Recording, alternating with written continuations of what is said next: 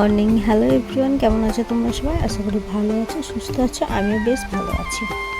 তোমরা দেখতেই পাচ্ছ সকাল সকাল স্নান করে নিয়েছি। আমি নয়, মা বাবা সবাই স্নান করে নিয়েছে, কারণ আজকের দিনটা ছিল শ্রাবণ মাসের শেষ।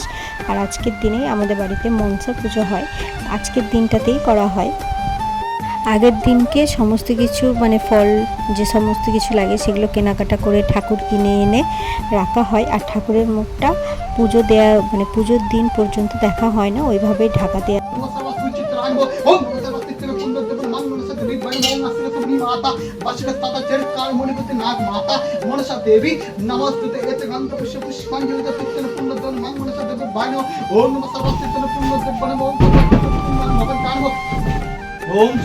তো আমাদের ঠাকুরমশাই টাইম দিয়েছিল 10:30টার সময় সকাল। তো উনি একদম ঠিকঠাক টাইমে এসেছিল, কিন্তু ঠিকঠাক টাইমে বলতে আমাদের একটু দেরি হয়ে গিয়েছিল আর কি সব কিছু জোগাড় করতে। আমি যখন ভালো ছিলাম তখন আমি সবটা করে দিয়েছিলাম, আর এখন মা সমস্ত কিছু একা হাতে করছে, বাবাও টুকটাক সাহায্য করছে। তো একটু দেরি হয়ে গেছিলো। তো ঠাকুরমশাই এসে 5 মিনিট বসেছিল। মা বাবা ঠাকুমা ওরা সকলে উপোস ছিল, আর আমি উপোস থাকতে পারিনি, কারণ এই সময় আমি উপোস থাকতে পারবো না, সে কারণে আমি করিনি। নয়তো প্রত্যেক বছর আমিও উপোস থাকতাম, এই সময় আমিও হাতে হাতে কাজ করতাম। এবার ছোট্ট আমি পারলাম না, তো আমি স্নান করে বসেছিলাম, স্নান টান করে নিয়েছিলাম। আর মা আরও পুষ্পাঞ্জলি দেবে ওরা। আমাদের বাড়ির যে পুজোটা হয় সেটা এইভাবে হয় না, আমাদের যে মনসা গাছ থাকে সেই গাছের মধ্যে পুজো করা হয়। আর এখানে হচ্ছে পুরো ঠাকুরের নাগ যে হয় 9টা নাগ, সেই রকম একটা ঠাকুর দেখে নিয়ে আসতে হয় মা মনসার। আর দুধের মধ্যে 9টা চাপা কলা দিয়ে পুজো দিতে হয়। আর খুব স্বাভাবিকভাবেই এই বাড়ির পুজোর নিয়মকানুন সবই আলাদা। আমি ছোটোবেলা থেকে যা দেখে এসেছি তাই নয়, এখানে এসেই আমাকে সবটা শিখতে হয়েছে মায়ের কাছ থেকে, এখনও শিখছি বলতে পারো।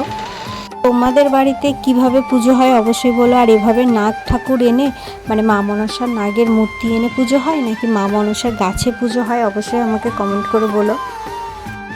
এখন বাবা মা ঠাকুমা ওরা পুষ্পাঞ্জলি দেবে, সেই জন্য বসেছে। আমি তো দিতে পারবো না, তাই জন্য আমি দূর থেকে ভিডিও করে দেখছি আর কি, আর তোমাদের সাথে শেয়ার করছি।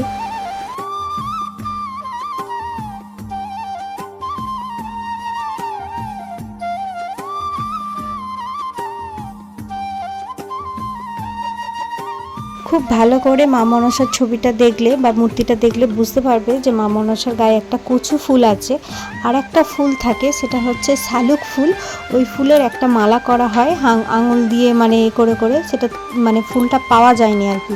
আর বাজারেও গিয়েছিল, পাওয়া যায়নি, সেই জন্য এই কারণে দেওয়া হয়নি। যদি থাকতো তাহলে দেখাতাম। আর এই কচু ফুল আর এই শাপলা ফুল অনেকে বলে শালুক ফুলকে, তো ওই ফুলের মালাটা দিতে হয় ঠাকুরের কাছে। তো আমাদের পাড়ারই এক কাকিমার একটু অসুবিধা থাকায় বাড়িতে পুজো করতে পারেনি, তো বলেছিল যে আমাদের বাড়িতে পুজো দিয়ে যাবে, কিন্তু এখনও পর্যন্ত আসেনি। আর এদিকে ঠাকুরমশাই এসে পুজো দেওয়া হয়ে গেছে।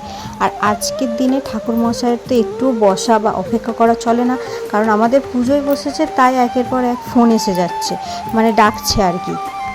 ঠাকুরমশাই জাস্ট পুজোটা করে বেরিয়ে যাচ্ছে, ঠিক সেই সময়ে কাকিমা পুজোর ডালাটা নিয়ে এসছে। তো আর কি করা, পুজোর ডালা নিয়ে আসছে, কেউ কি ফিরিয়ে দেয়? এই যে এখানে পুজো দিয়েছে ঠাকুরমশাই, একটু মন্ত্র পড়ে পুজো দিয়ে গেছে। ওনাকে বলা হলো যে তোমাকে তো বললাম যে 10:30টার মধ্যে আসতে, এলে না কেন? বলছে দুধ পাইনি, সেই কারণে আসতে দেরি হয়ে গেছে। তো যাই হোক, পুজো দিল, সবাই প্রসাদ খেলো, একটু বসলো, ঠাকুর নমস্কার দিল। আর ওখানে সবাই মিলে গল্প করলো। একটু অপেক্ষা করার পরে প্রসাদ তুলে নিয়েছিল।